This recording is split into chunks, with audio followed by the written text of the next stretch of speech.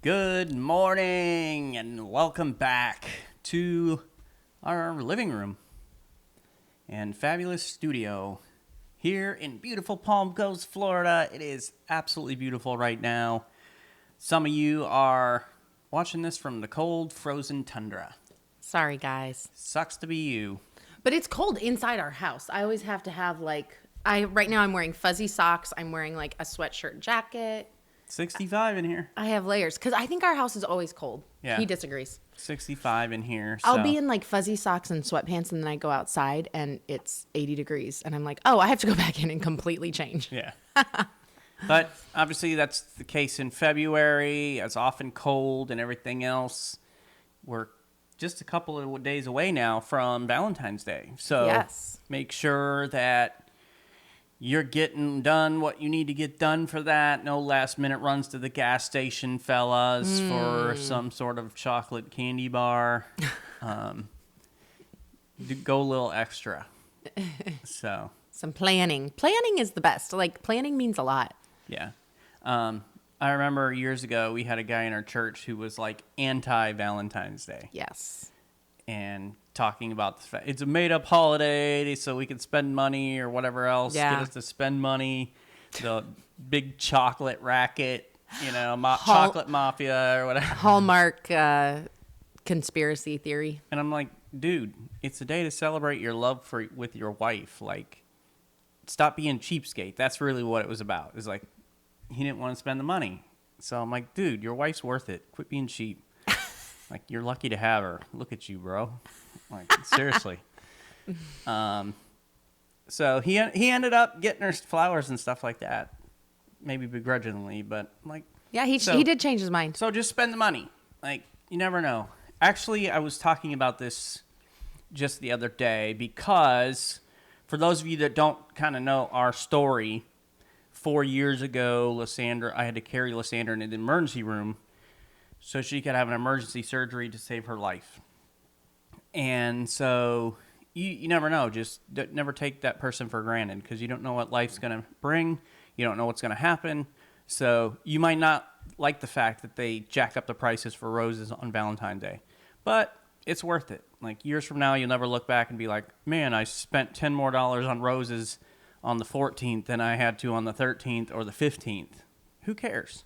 Like, spend the money, let your wife, let your husband know that they mean something to you. So, I love Valentine's Day. I know you do. I like being able to celebrate our love and us. And You're so cute. Every day we get to spend together is another gift. It is a gift. I love it. So, we got today's episode going to be talking about wait for it and work for it. So, What are your thoughts on that? I like this episode because I love working. I'm all about working. Now, the wait for it part is hard for me. So that's the part where I'm like, no thanks. Yeah, you don't really like to wait for anything. Mm-mm. But I don't either. Most people don't. Yeah, we're going to talk about that in the episode. Okay. Talk about our culture. Should we get started? Yes. Gather around. I'm like, should we get started? You're like, ugh. No, I'm ready. All right. You got to yawn once or twice before we get started? I knew it. You say the word yawn and it makes me yawn. Yeah. Because I'm not a sociopath. Good thing you're not married to the guy named Yanni. That'd be a problem. You'd be yawning constantly. Just over and over. Look at this. She's got like... All right, stop now. Pavlovian response. Mm-hmm. Stop now. Where if somebody says yawn, she just can't help it. She's sleepy and yawning. It feels so good to yawn when somebody says yawn, doesn't it? Okay. Here it comes. You're such a jerk. All right, I'm done. Okay. Now and you're done. Are you actually ready this time? Because I was ready. Here we go. What is with All right, that? done. I never hear you clear your throat throughout the entire day, and then when it's time to record, it's constant. You know what I think it is? I think it's after my coffee. And we always record right after morning coffee time. Okay, new rule. No coffee before recording. You know what? Actually, what I've heard is like, okay, hang on. We're never going to get this episode done. What I've heard, though, is like carbonation helps like with singers and stuff. And like anytime you're using your voice. Okay. Like, so maybe what I need to do is have coffee, have a little bit of water, and then have a Diet Coke. No, I'm thinking like Monster instead of coffee. Like the days we record, you just get a Monster energy drink. I don't want to. Yeah, we're going to do it. I don't want We're to. going to switch it up and see. All right, we'll find out in the future. Gather round, everybody. It's time for a family meeting. You know, the episodes, wait for it, work for it. So we're just making you wait for it. It feels like a lot of work for them, too. The Family Meeting is a show that's all about family relationships. You know, that's not really something you want. Like, if you're trying to watch a podcast, you don't want to have to, like, work to get to the episode. I know. I feel sorry for all of you. Yeah. For the 2 people who are left watching. We did this just to kind of help you practice what we're going to talk about. We're making a point on purpose. We're the Osterkamps. I'm Thomas, and this is my wife, Yanni. Every time. If you run into her, try it. I would not like that at all. Okay. Hello and welcome to our family. Welcome to episode 229 of the Family Meeting Podcast. We're glad that you're with us today. We're going to have a great episode. On today's episode, we're going to discuss the idea that is really unpopular. This is a kind of a philosophy that's not popular at all in our world today, and that is wait for it and work for it. We're going to look at this philosophy in terms of your marriage, because a lot of times I think we have this idea like, I just want the perfect marriage. Come on, right now. We don't understand like that takes time and work. It takes effort. I also want to kind of hit a little bit on finances because if you don't know how to wait for it and work for it on things that you want and your financial goals, then it's going to negatively affect your marriage. So we're going to kind of talk about it from these 2 perspectives. But this is good when thinking about, you know, anything, career goals or children's behavior and all of that kind of thing. Also, this can be something that's really good for you to teach your children. But we are going to be looking at it from the perspective of marriage today.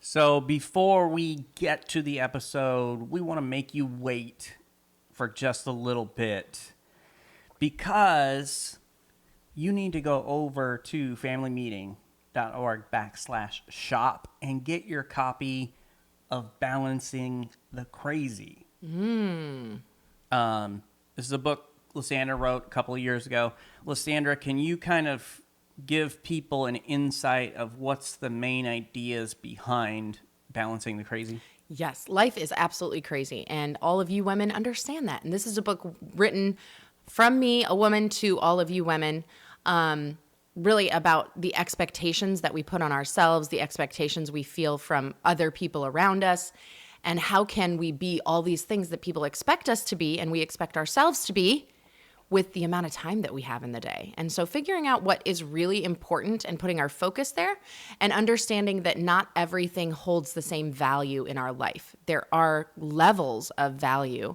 to the things that we're supposed to be doing. So figuring out, okay, what's the most important thing? And obviously, I'm not a woman. I don't identify that way. So, but what I love about it is the practicality of the book. It's like very practical, you can put it, you know, into play in your life right away and start to make some steps to help kind of balance everything out. Mm-hmm. You can get that, as I mentioned, on our website, familymeeting.org/shop, or you can get the paperback and the Kindle version on Amazon as well. So head on over there right now. Sounds good. All right. So as we've made you wait for it a little bit. So now we're going to hop into this topic today because we want to share really what we're exactly talking about here and how it can relate to your marriage. Now, the philosophy behind the idea of wait for it and work for it, it blends patience with proactive effort. All right. And this is an important thing that we can master in our lives.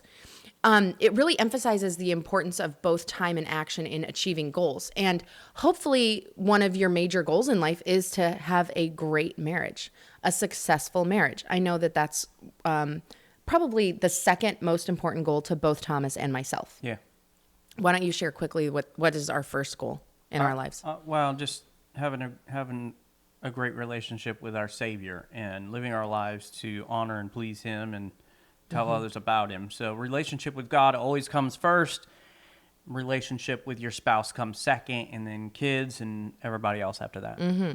So for us, though, this idea of having a fantastic marriage has been important to us from day one. And we have a great marriage. Like right now, we have a great marriage. Hopefully it's not as great as it will be in 10 years. Hopefully it'll be even better. But it's way better than it was year 1, year 2. Oh my gosh, yes. Oh man, you guys, we had a really tough start. And we share all that in our book, Happily Never After. So you're welcome to go find that as well. But I think there were times where both of us were like, why did we do this? yeah, like, did I make a mistake? Should I have even like gotten married specifically to this person? And what we had to do is we had to realize like there's some waiting that needs to take place, waiting for a marriage to develop. You sometimes have to just stick it out through the hard times, waiting for it to get good. And during that waiting time, there's some work that has to take place. Things like we've always done marriage conferences, marriage retreats. We've always done books on marriage. We've always done the hard work of conflict resolution and the very difficult challenges of communication and working on all of that. So wait for it and work for it. What is your goal? What are you really trying to achieve? Understand that it's not going to happen right away and it takes effort. And we do find in James a concept of both faith and works. So if you read the book of James, you're going to, maybe get confused. I think a lot of people, like, I know when I read James in the past, it was like, what? Like, show me your faith by your works, and I will show you my works by my faith and works, and faith and works. And you're like, wait, what? Who? Where? And so it can be confusing. So we want to encourage you to not be put off by that, but really take a little bit of time and dig into James, because what we find here is we find the idea that faith or trust in God's plan requires also action and good works. Yes, we show the fact that we have faith in God by the way we live our lives. And we do work, okay? I don't work for my salvation. I work because of my salvation. I do good things because of the faith that I have in God. But we need to have patience in God's timing. And this is really tough. It is really hard to have patience and waiting for God's timing, but understanding that his timing is not our timing. We want everything right away, but God may be saying, wait a little bit. Yeah, like everybody's favorite invention is the microwave. Because it's just so fast, right? Exactly. We want everything right away, but sometimes we got to wait for God's timing. So let me share another verse with you. This is from the Old Testament. Psalm 37:9 says, "For the evildoers shall be cut off, but those that wait for the Lord shall inherit the land." And this verse gives us the idea that with patience, we will be rewarded in due time. And I think about that other verse, New Testament. Do not be weary in well-doing.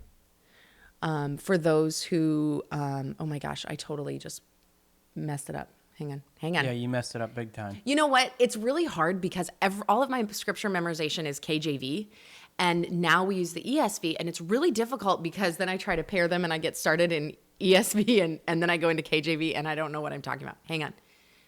Do not be weary in well-doing. For if we work, we shall faint. No. Oh my gosh, Thomas. Yes. I know this Bible verse. It's because I put myself on the spot. Pastor's wife, ladies and gentlemen. Oh, come on. All right, so just do the King James. Just quote it in King James. Now I can't even remember how the King James starts it, and so that's my problem. Be not weary in well-doing, for in due season you will reap if you faint not. Thank you. You knew it the whole time, and you just left me out to dry. Why didn't you just share it? I'm just letting you do your thing. My thing is terrible. This is awful. I know. He wanted me to bomb. Well, if wanted you got to wait for it. Yeah. I was working pretty hard, too. But the thing with this verse in Psalm 37, getting us back on track here. Thank you. I apologize, everybody, for that mishap. Me too. Talks about the evildoers being cut off. Those who wait for the Lord shall inherit the land. And one thing you understand about this portion of Scripture is it's not immediately. It's not like snap your finger and everybody who's doing wrong is going to be put down and then you're going to come in and be rewarded and inherit the land. This is a process. And it was a process back in the Old Testament when they went and God said, hey, I'm going to give you this land. you're going to have houses, all this crops and all this stuff you're going to reap that you didn't plant. But the issue was, like, the enemy was still there. Yeah. And they still had to go in, and they still had to conquer the people and take what was theirs. So the same thing is true for you. Like, whatever you're going through in your life, it's probably not going to turn around immediately. It's probably not going to happen immediately. And so you're going to have patience. Mm-hmm. You're going to have to wait. You're going to have to trust God. And then there's work to do. Like, you have work to do. You've got steps to take. And so just in those moments of waiting, take the step today that you're supposed to be taking. Mm-hmm. Do the next right thing. Yeah. Mm-hmm. So talking about delayed gratification and hope are ideas that are found in the Bible. And also the virtues of patience, endurance, and trust in divine timing. True rewards, like are talked about, often require waiting, but also active participation in doing what's right. Mm-hmm. So it's not one or the other. Right. It's not I just sit here and twiddle my thumbs.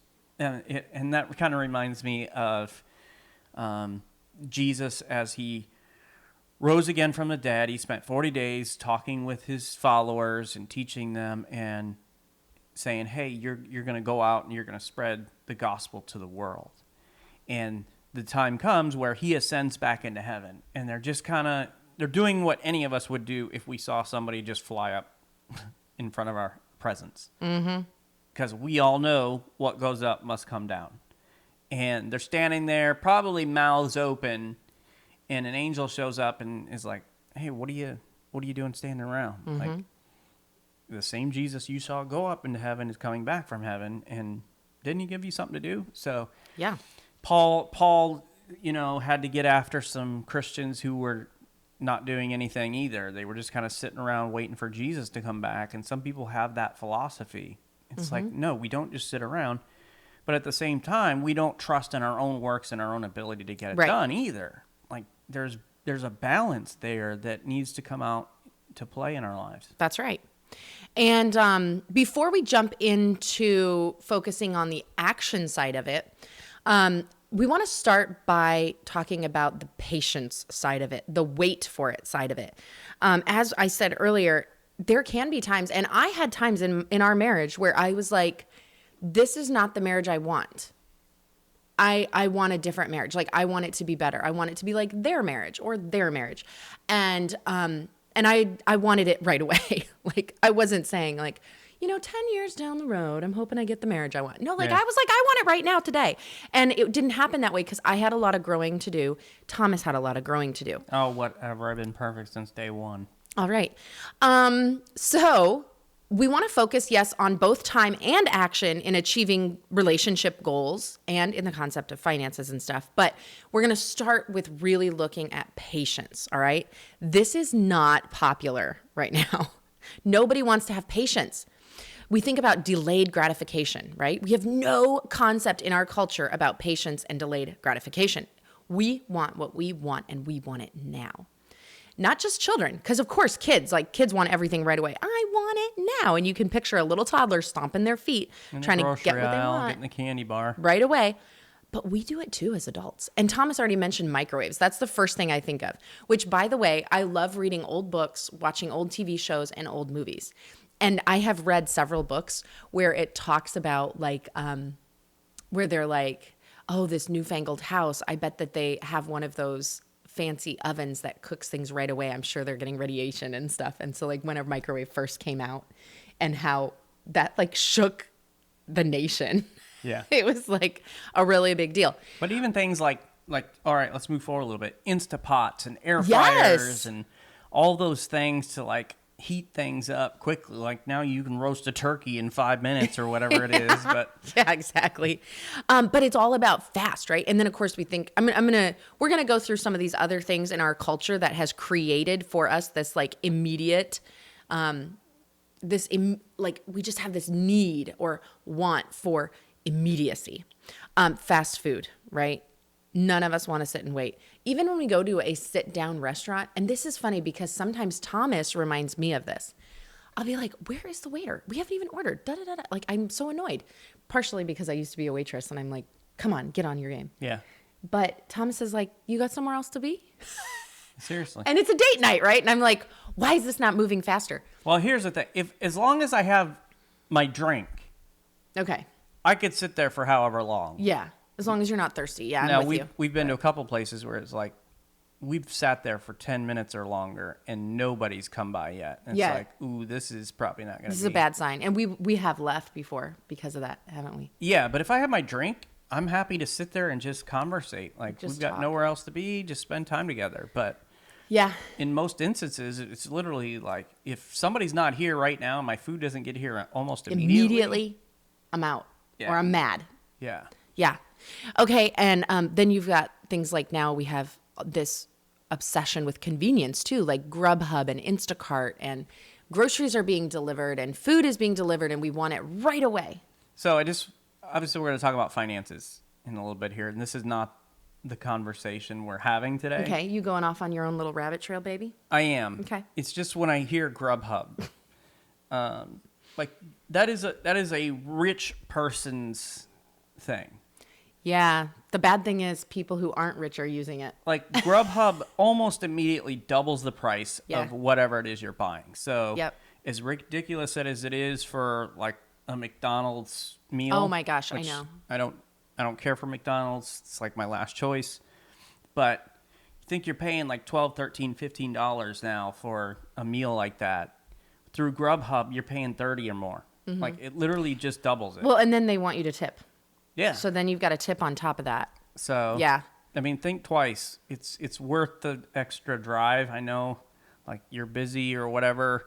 It's worth the extra drive to get in your car and Yeah. and go there. And you know what? If you're going to spend your money that way, just take that extra $15 to $20 that you would have spent on Grubhub and donate it to some charity. Yeah. You know, give it to Well, something and- that's going to help somebody And, else. I'm remembering back when you had kind of tiers to food. So it was like McDonald's and Wendy's and Burger King. They were kind of the low end fast food. Like it's garbage food, right? But it's fast. And then you had a step. You had a step, or even a couple steps up from there. You had places like Applebee's and Chili's and whatever. And then of course fine dining was Olive Garden and Red Lobster. It was like the fanciest place around. Okay.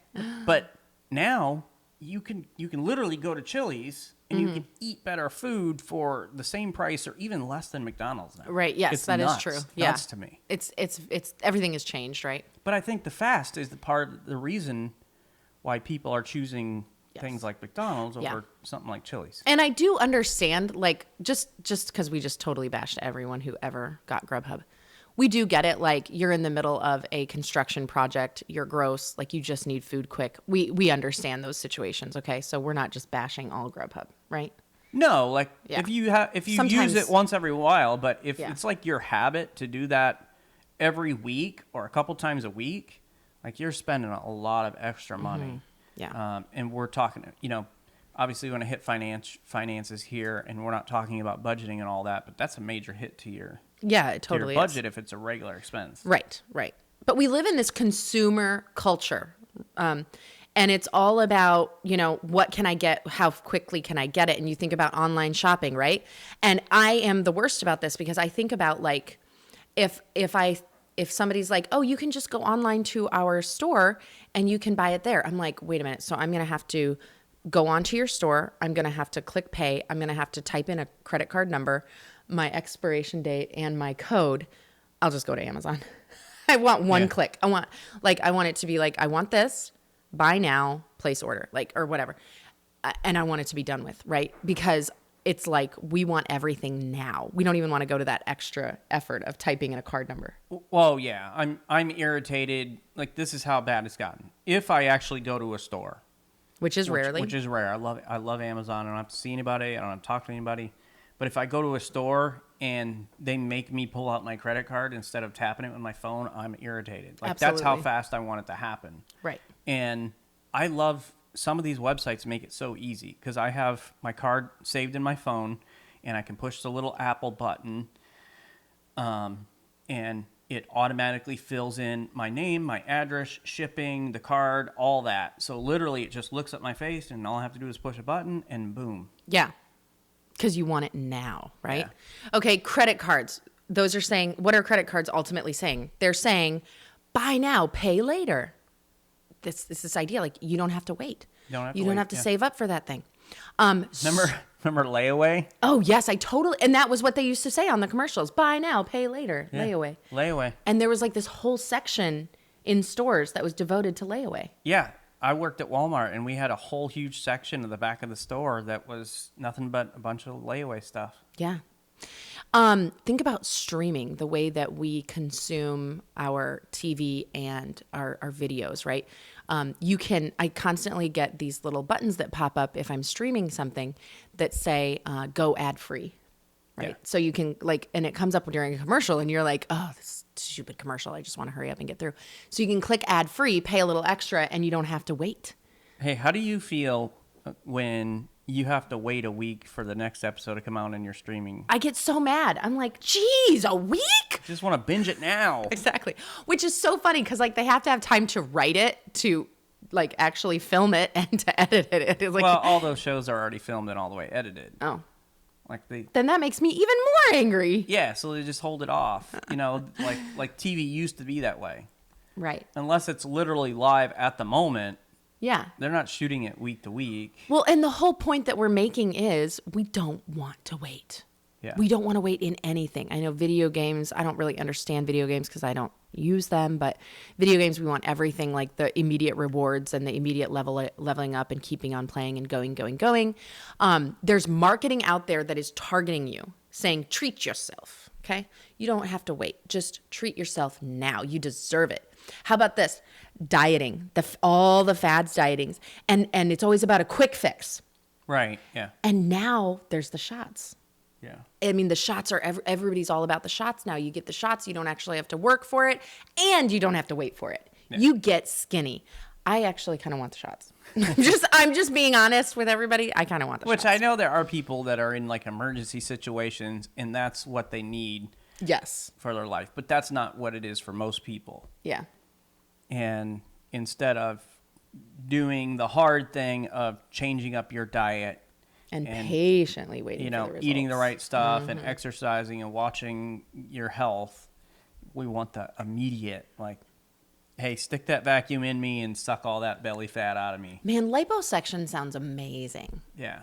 I'm not kidding that I want it. I'm not kidding. I know. We've had these conversations before. It's a good thing God didn't bless us with extreme wealth. Because knew. You'd be grub-hubbing everything. No, I wouldn't be grub-hubbing. I'd be getting liposuction and a nose job. Obviously, I have problems. So we're going to have another episode on self-image and self-worth. Self-image issues. Yeah. That could be a 10-week series. Yeah. Just dissecting all of Lysandra's issues. Sounds fun. But think about social media notifications, and we feel like instant access to everybody. Like if we text somebody, they don't text us back immediately, how upset we get about that. But we've been kind of trained for this immediate.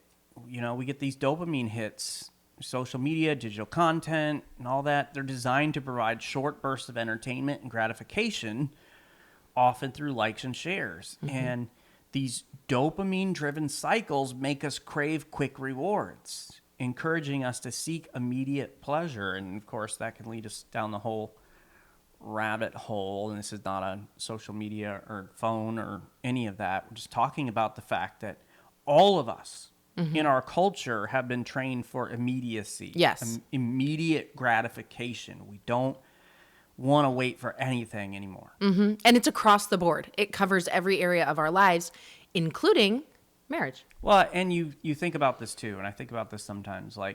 Often kids want day one what their parents worked their whole lives for. Exactly, yes. And so they see their parents and they've grown up in this nice house with furniture and all the stuff. And it's no, this is not where we started. We started in this tiny little rat hole apartment with a third generation couch covered in stains and smelt like your great uncle's back sweat. I I sewed up that couch. I know. literally took needles and thread and sewed together the couch multiple times. But they often don't see where we started Yeah. from, and they want all the stuff, and they want it immediately, day one, when that's not the way it happened. Like, we had to wait, we had to work. That's right. And this whole concept of wait for it, work for it, what is it doing? It's encouraging the understanding that, hey, some things take time to work out or to evolve. And that might be personal growth, success in a career, or the relationship goals. But usually things do not come instantly. Even though we are trained to want them that way, that isn't really reality. This whole idea is all about trusting the process and waiting for the right moment to achieve things or to earn things or to get things. Even if it is like the marriage goal that you have. Like, my goal is for us to have communication that actually works. It is always shocking to me how many people are all going through the same communication issues. Like, I thought we were leaving at 6. I thought we were leaving at 7. Or simple as like, I thought that you wanted to go. You didn't want to go? Here's one we often have. Okay. He's like, hey, want to leave at 7. And in your mind, that often means at 7-ish, we're going to walk out the door. And in my mind, that means literally the car's leaving at 7. Right. So that would mean walking out the door at 6:55, getting the seatbelt on. Yeah. Yeah. So Yeah. in that, it's like, even though we both know the same time, like we've said the same time, that doesn't necessarily mean the same thing. Right. And then you add that in with like years and years and years of us working on our communication, and we still have issues with communication today. Right? So it's not going to happen right away, even in just the area of communication. But then you think about sex. Like, you so badly just want to have this great sex life where everything works out and it's just perfection. That's not going to happen right away, you guys. That's going to take time. You're going to have to wait for it and work for it, right? Even if it's not perfect, it's still pretty great. Moving on. I wasn't trying to camp out there. Oh. But You never are.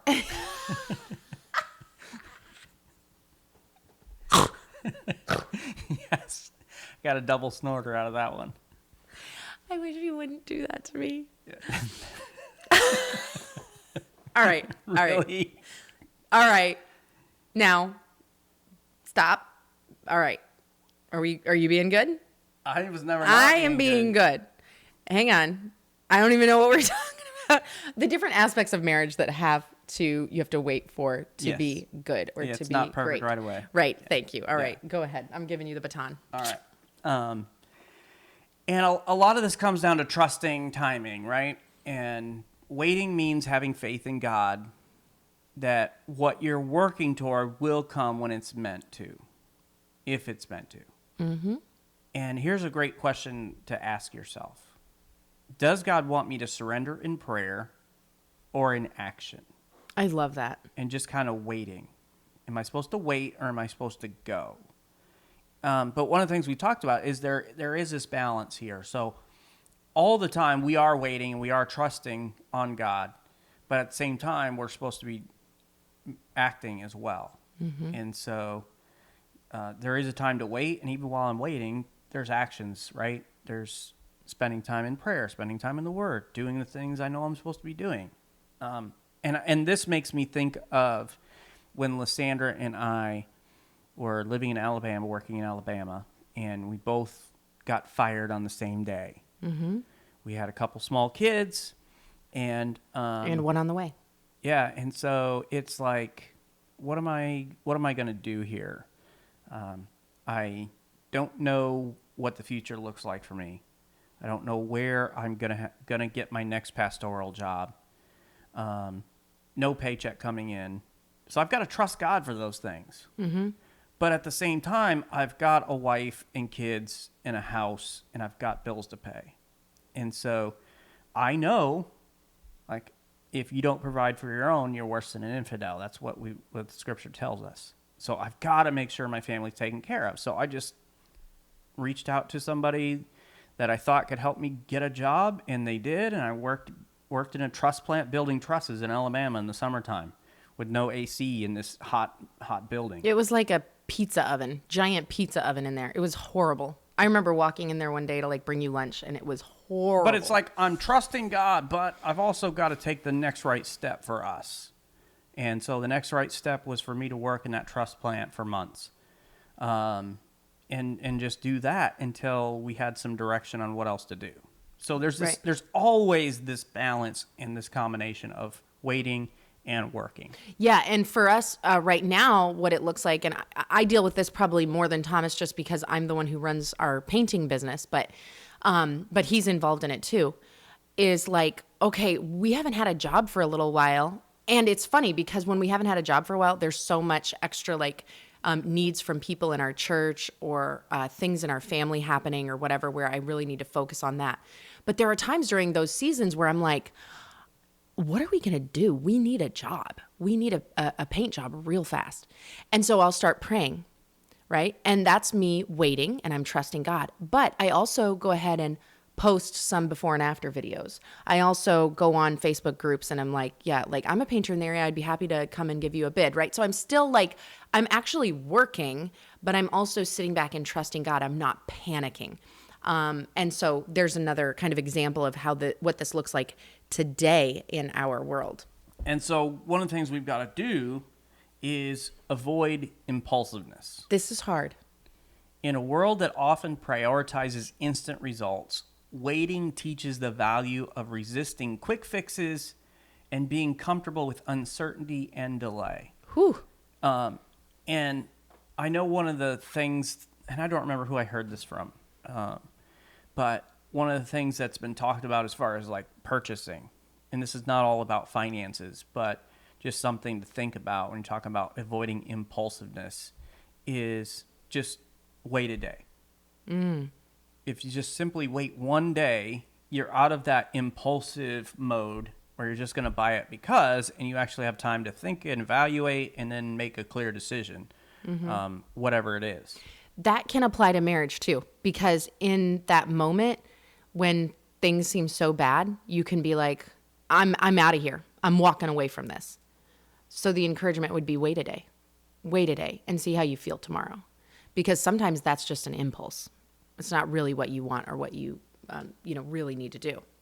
Okay, let's look at the other side, the work for it, the effort side of it, right? We've kind of talked mostly about patience. Now, action, we want to be action-oriented. What is the other side of this philosophy? Waiting is important, yes, but it has to be paired with consistent work. So not little bursts of work, but consistent work, okay? So in your marriage, this looks like, hey, even though I'm being patient for waiting for my husband to change, waiting for him to grow, waiting for me to grow and to get over my issues, but I'm also working at it. I'm reading my Bible. I'm reading the marriage books. I'm inviting my spouse to go to marriage conferences with me. I'm working actively on communicating better. We're going to church faithfully every week. Like, we're... Consistently, right? Exactly. So it's consistent work. Consistent. You're not going to have a bunch of change if you're like, okay, well, Easter and Christmas, we're going to make sure we're in church. That's our work. Yeah, that would be like, hey, I want to lose 25 pounds, and so I eat salad for a day, step on the scale in the morning, and I haven't lost 25 pounds, and I'm just like, okay, whatever. That didn't work.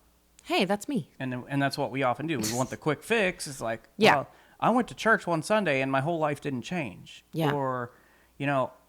we read this devotional book together today, and our marriage isn't great after one day. Yeah. It's consistent work, right?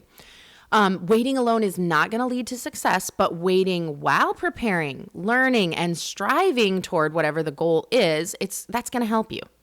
All right. So we want to work with purpose, with intention, with a sense of discipline. And this discipline is just gone in a lot of our society. It's just gone. Like, you don't have to be disciplined at all for anything. You can get all the quick fixes instead. But this kind of makes me think of like the opposite of entitlement, right? Entitlement is like, I just expect everything to be served to me on a silver platter. I didn't work for it, but I just want it.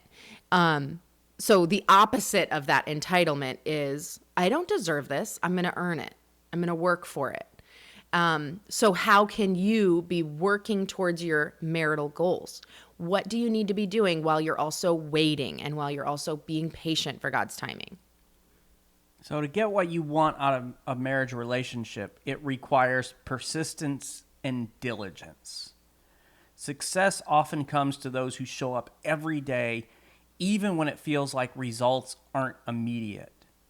And this is the hard thing to do, because I think about maybe somebody who, in one shape or form, is unfaithful to their spouse.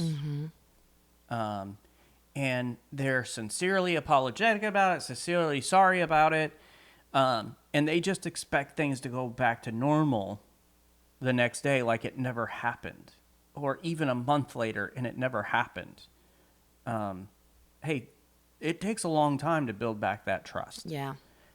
It's broken in seconds, but it takes a long time to build that back up. You have to be persistent and you have to be diligent. You've got to look at every moment, every interaction as an opportunity to continue to build that trust.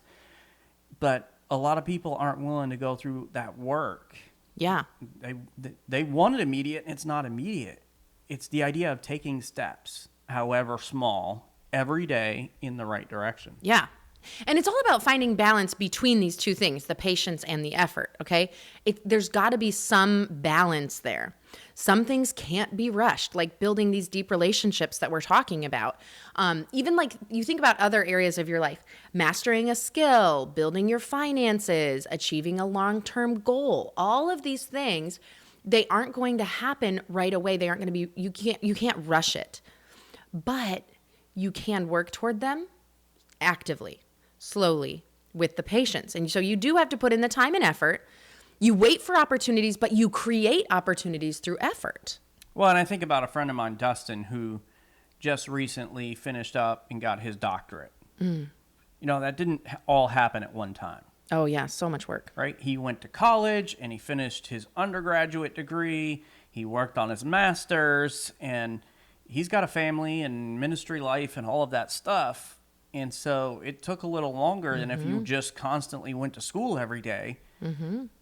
But then he had to go through the work to do all the stuff to get his doctorate. And, you know, it's the same thing in like marriage and relationships and family. It's not instant. We would love for it to be instant. But it takes, you've got to put in the time and the effort. That's right. So combining that discipline of working for something with the patience to allow it to unfold in the right timing, hopefully God's timing, not your own, this can help sustain motivation and reduce burnout. All right? So we all understand and agree that we have a serious deficit in the ability to wait for things, right? That delayed gratification, it's tough for us. And many have explored how delaying gratification, how waiting for it correlates with success. So many of you have heard of the marshmallow test. I hadn't heard of it until August of last year, 2024. So for those of you who don't know what it is, the marshmallow test is a famous psychological experiment that was conducted by Walter Mischel in the late 1960s and early 1970s at Stanford University. And the test was designed to measure delayed gratification, the ability to resist immediate temptation and that immediate reward in order to receive a larger reward later. Okay. All right. So let's tell you what this experiment is in case you are unfamiliar with it like I was. So a child is presented with a marshmallow or sometimes another treat like a cookie, but it started with the marshmallow, right? And now they're given a choice. They can either eat the marshmallow immediately or wait for about 15 minutes and receive 2 marshmallows instead. So the child's left alone in a room with a marshmallow sitting in front of them. And of course, the researcher left the room, creating a situation where they had to decide alone. That child is deciding whether to indulge right away and eat that yummy marshmallow or delay gratification for a better outcome later, 2 marshmallows. Right, so you're going to double it. Yeah. And here were the findings from that experiment. The children who were able to wait and resist eating the marshmallow generally showed better outcomes later in life. So fascinating. So, being a part of this experiment, they kind of followed up with them throughout their lives to see the outcome.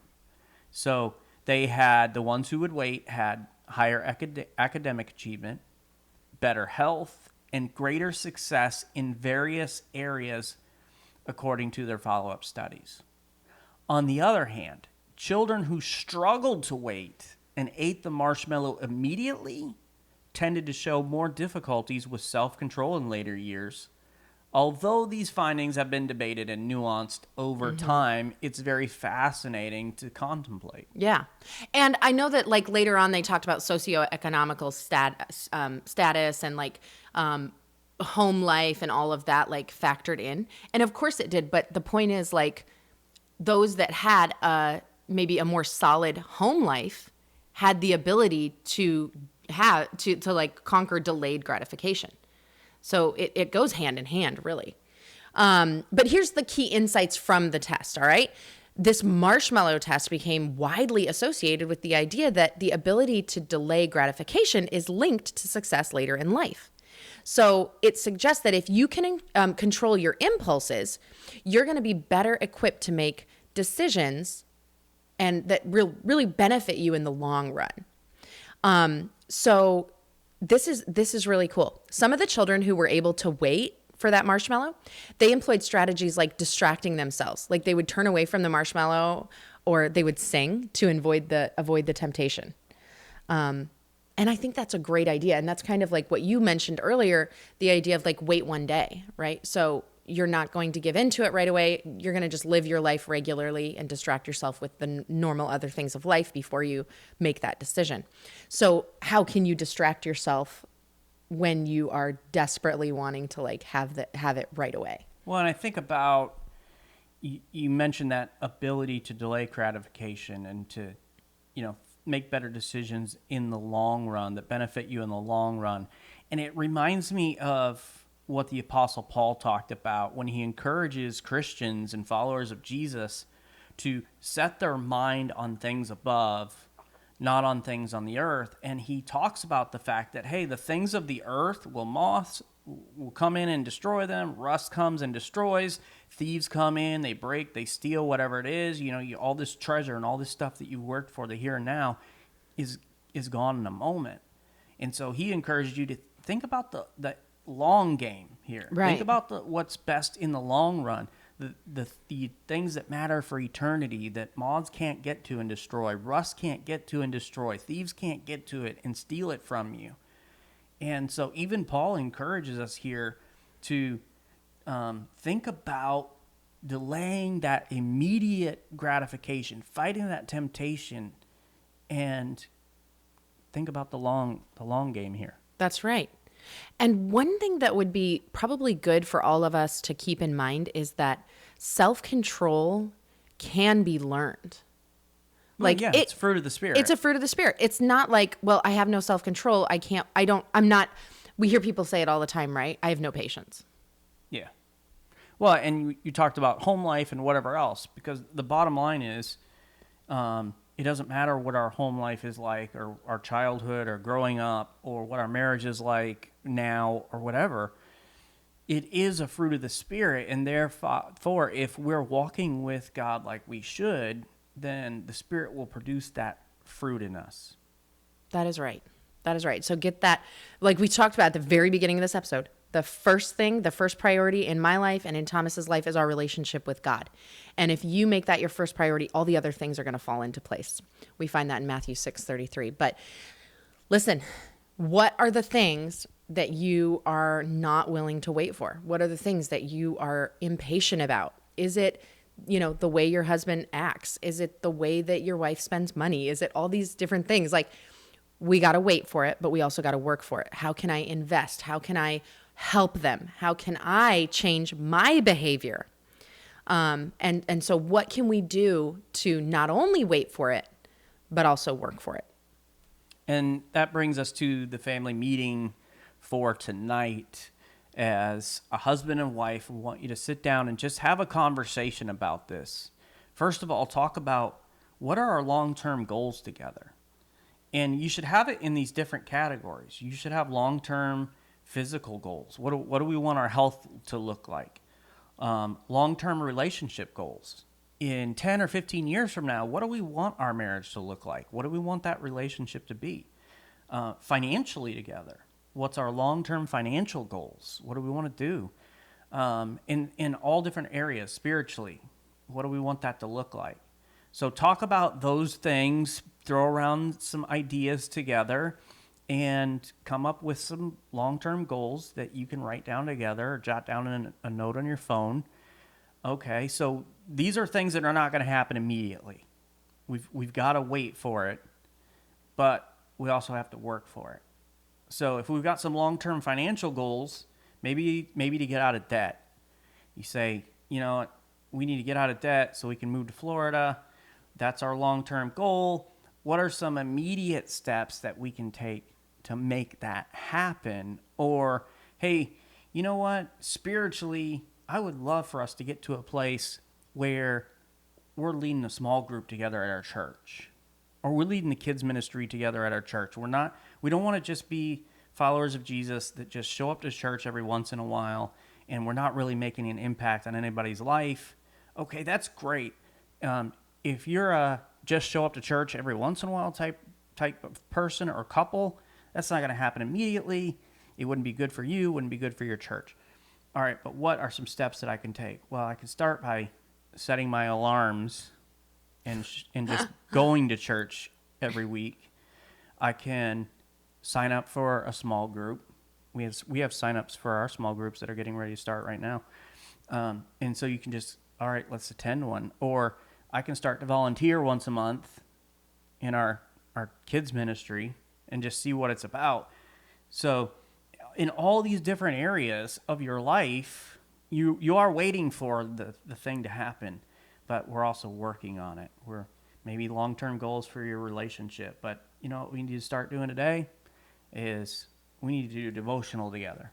And we may not hit every single day, but we may make our way through 31 Days of Wisdom by Thomas and Lysandra Osterkamp, and it might take us 6 months to get the 31 days done, right? But we're just doing a little bit at a time, putting in the work. So thank you for joining us today. Please go and subscribe to the Family Meeting Podcast from your favorite podcast provider. And if you found this information helpful, please share this episode on social media and invite your friends and family to listen in with you. To find more content and information Lysandra and I provide, you can go to our website, familymeeting.org, or email us at info@familymeeting.org. If you'd like to shoot us a text or call us, you can send a voice message at 904-257-3062. Yes.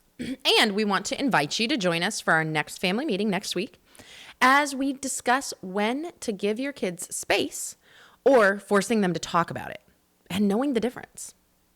That can be a little complicated, a little difficult. We've had lots of opportunities to mess this up. Lots of practice. So we'll pass that along to you. Thanks for joining us today for this family meeting. Have a great week, everybody. This meeting is adjourned. Alrighty. So. Made it through, not a single yawn, y'all. I saw you there at the end, trying not to yawn. I didn't yawn at the end. I'm going to yawn right now. Yep, because we talked about it. But it's nice that you could wait for it. I waited for it, and I worked really hard to not to. Yeah. So what's the area that you struggle most with waiting?